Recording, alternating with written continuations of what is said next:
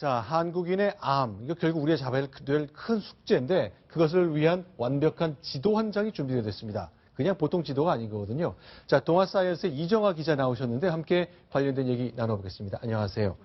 게놈이라고 보통 우리가 얘기하는데 유전자 정보에 대한 거잖아요. 자, 영상 보면서 저희가 좀 설명을 드렸으면 좋겠습니다. 서울대학교 연구팀이 깜짝 놀랄 만한 성과를 냈는데요. 저 화면에 보이는 것 좀 설명 좀 해주세요.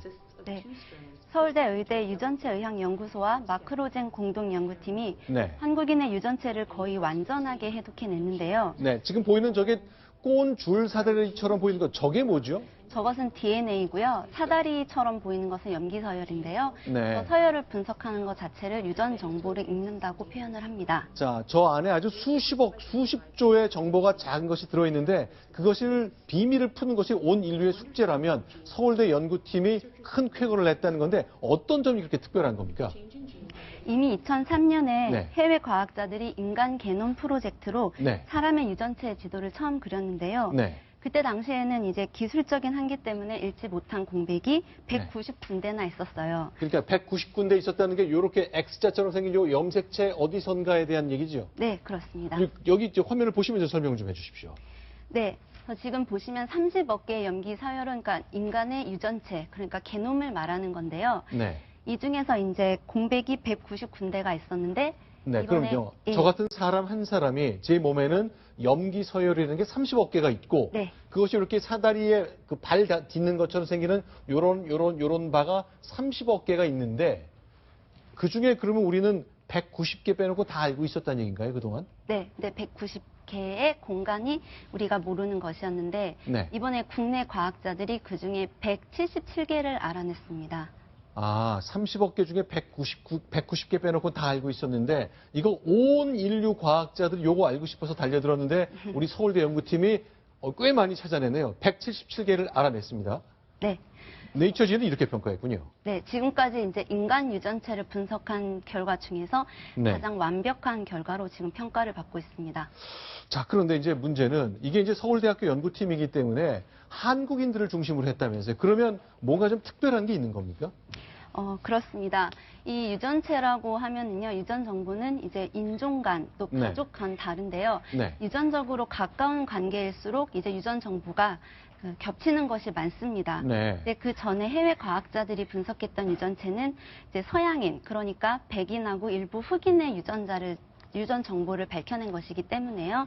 한국인하고는 실질적으로 이제 다른 것이 많았습니다. 아, 주로 이제 미국을 또 유럽을 중심으로 연구가 됐기 때문에 백인과 일부 흑인의 염색체를 중심으로 연구가 됐는데 순수 한국인만을 대상으로 한 연구였기 때문에 더 의미가 있겠군요. 네, 그러니까 AK1이라고 부르는데 한국 30대 남성의 유전체를 이제 정보를 분석한 것이고요. 자, 지금 화면에는요, 지금 두 개가 비교되어 있거든요. 저게 어떻게 다른 건지 좀 설명 좀 해주세요.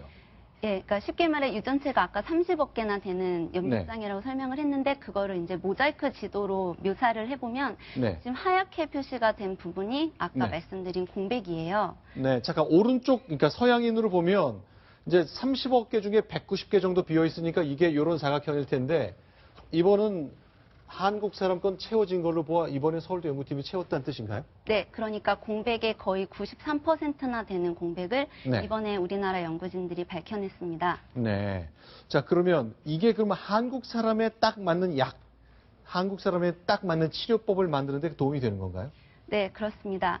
이번에 연구팀은 좀 비교적 정확하게 유전체 정보를 분석했다는 그런 결과도 있지만요. 또 하나 중요한 것이 뭐냐면 이제 서양인의 표준 유전체랑 비교를 했을 때 이 구조적인 차이점이 1만 8천 개 이상이 발견이 됐다는 게 또 평가의 의의가 있거든요. 그래서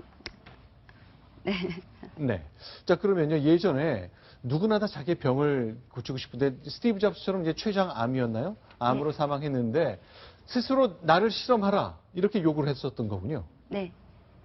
스티브 잡스 같은 경우에는 살아있을 때 2004년에 췌장암 수술을 받았고요. 그런데 2011년에 재발했습니다. 결국 병마를 이기지 못하고 세상을 떠났는데요.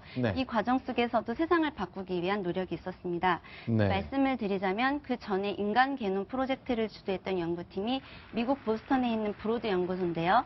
거기 과학자들이 이제 스티브 잡스가 살아있을 때 유전체 정보를 분석한 거예요. 그래서 거기서 이 암을 발병시킨 직접적인 원인, 그러니까 유전적인 변이를 발견을 했는데 결과적으로 그 유전자를 치료하는 방법을 찾지 못해서 잡스는 세상을 떠났습니다. 자, 지금 보시는 저 화면의 저 장면, 어렸을 때 생물 시간에 배웠지만 저희는 이해할 수 없는 저 깊은 세상에 대한 것 전 인류가 달려들어서 해결을 하고 싶어 하겠죠. 우리 서울대학교 연구팀이 마크로젠이라는 우리 국내 바이오 벤처 기업과 함께 손을 잡고 쾌거를 이뤘습니다. 자, 190개의 공백 중에 117개를 우리가 메웠으니까 나머지는 서양 사람들이 좀 채워줘야 되겠네요. 알겠습니다. 자, 동아사이언스의 이정아 기자와 함께했습니다. 말씀 잘 들었습니다. 고맙습니다.